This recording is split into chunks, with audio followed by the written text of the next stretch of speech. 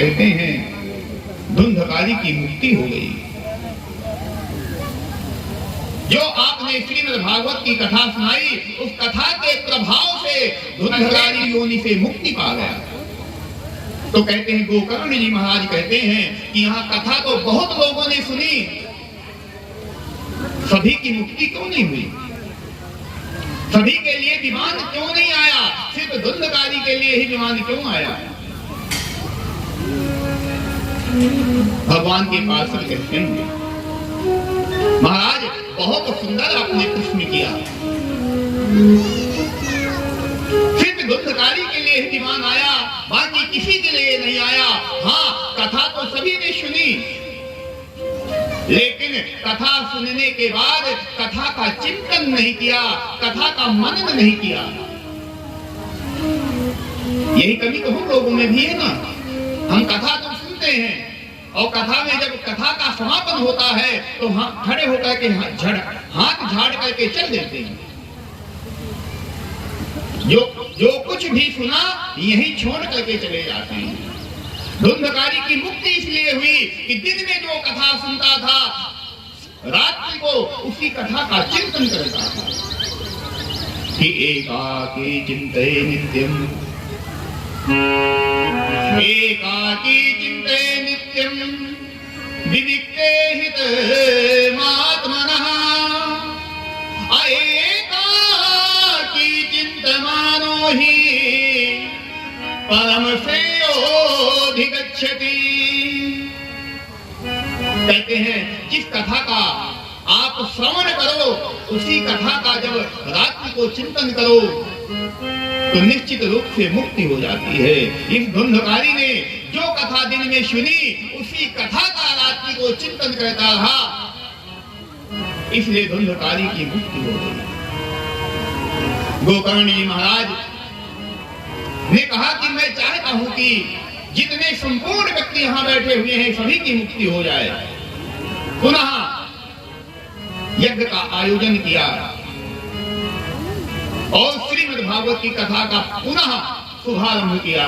जब समापन हुआ तो कहते हैं बहुत सारे विमान आ गए और सभी विमानों में जितने लोगों ने कथा सुनी थी सब विमान में विराजमान हो गए। भगवान के पार्षदों ने गोकर्ण जी महाराज को हृदय से लगा लिया।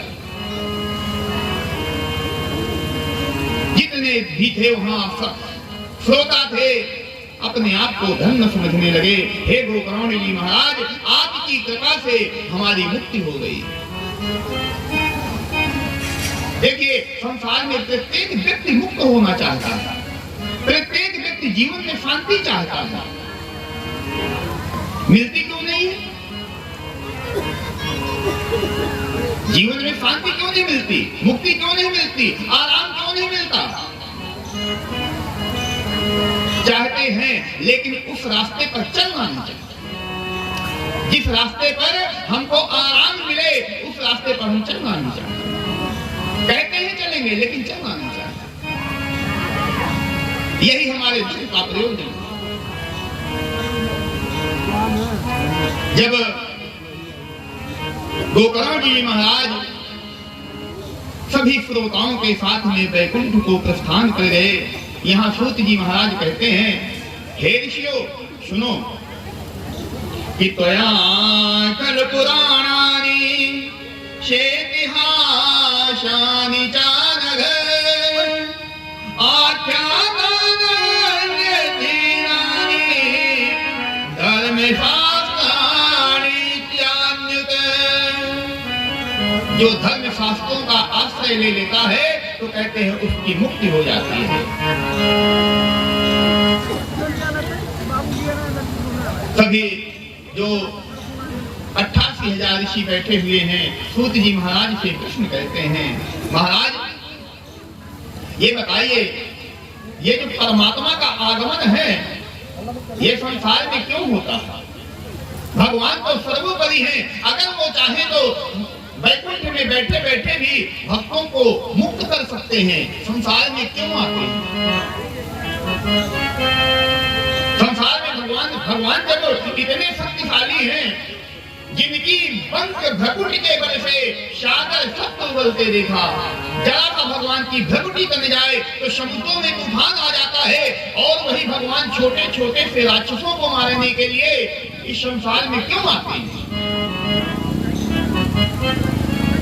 और दूसरी बात ये बताइए, महाराज ये सुखदेव कौन थे? ये वही सुखदेव जिन्होंने राजा परीक्षित को कथा सुनाई थी, तो ये सुखदेव हैं कौन? मैंने कल भी एक बात बताई थी ना, संत के पास में बैठिए तो तर्क करिए, कभी कुतर्क नहीं करना चाहिए। जिज्ञासा, कई लोग तो क्या होता है ना, संतों के पास में जाते हैं, ब्राह्मणों के पास में जाते हैं तो जानने के लिए नहीं जाते। कुछ लोगों की बात है, सबकी बात नहीं। कुछ लोग तो कुछ जानने के लिए जाते हैं, और कुछ लोग ऐसे होते हैं जो उस ब्राह्मण और संत को जानने के लिए जाते हैं। किसको कुछ आता है कि नहीं आता?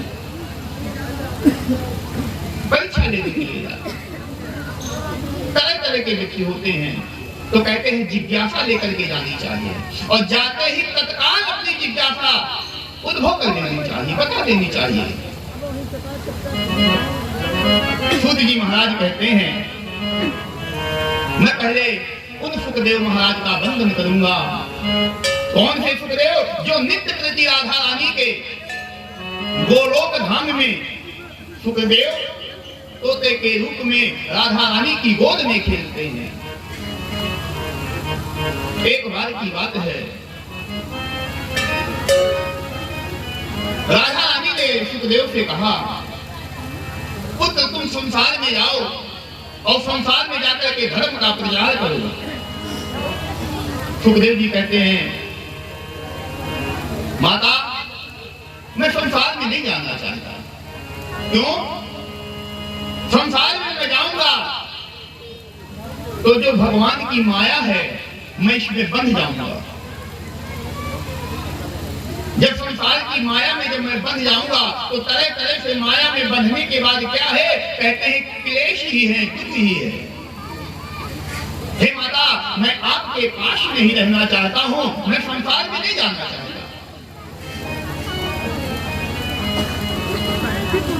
तो कहते हैं, राधा रानी कहती हैं, सुखदेव मैं तुम्हें वचन देती हूं कि तुम्हारे ऊपर माया का कोई प्रभाव नहीं होगा। जाओ, संसार में जाओ, धर्म का प्रचार प्रसार करो। सुखदेव जी राधा रानी को गोलोक धाम में प्रणाम करने के उपरांत वहां से चले, और कहां आए? तो कहते हैं कैलाश पर्वत पर एक जो तोता होता है ना, तोते को जानते होंगे आप लोग, तोते के गर्भ में प्रवेश कर गया। मादा तोता में नर मादा दोनों होते हैं, तो हम कहते तो तोता ही है। और वहां जाने के बाद जब माता के गर्भ में प्रविष्ट हुए तो इधर नारद जी एक दिन मन में विचार करते हैं कि सुखदेव जी का आगमन तो हो गया, लेकिन संसार में कैसे आएंगे? वह तो कैलाश पर्वत पर बैठे हुए हैं। तो नारद जी यहाँ से जाते हैं कैलाश पर्वत। नारम ज्ञानम ददाति इति नारदः, जो ज्ञान देता है वही नारद है। नारद, जिसकी बात कभी रद्द ना हो वही नारद है।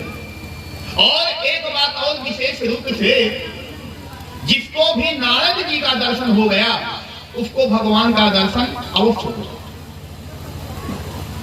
कोई भी ग्रंथ, कोई भी पुराण उठा करके देख लीजिए, जिसको नारद जी का दर्शन हुआ होगा उसको भगवान के दर्शन जरूर हुए होंगे।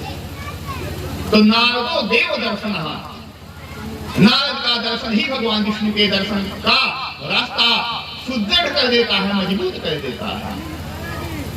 नारद जी गए कैलाश पर्वत पर, तो कहते हैं उस समय हमारे भोलेनाथ कैलाश पर्वत पर नहीं थे, माता भगवती ही थी। माता भगवती से कहा, हे माता मैं संसार में गया, इस मृत्यु लोक में गया, लोग तरह तरह से कुछ मुझे दुखी भी मिले और कुछ मुझे सुखी भी मिले। कई जगह तो मैंने से देखा कि पति पत्नी का आपस में बहुत प्रेम है, कोई बात आपस में छिपाते ही नहीं है, मन में कोई विकार ही नहीं है।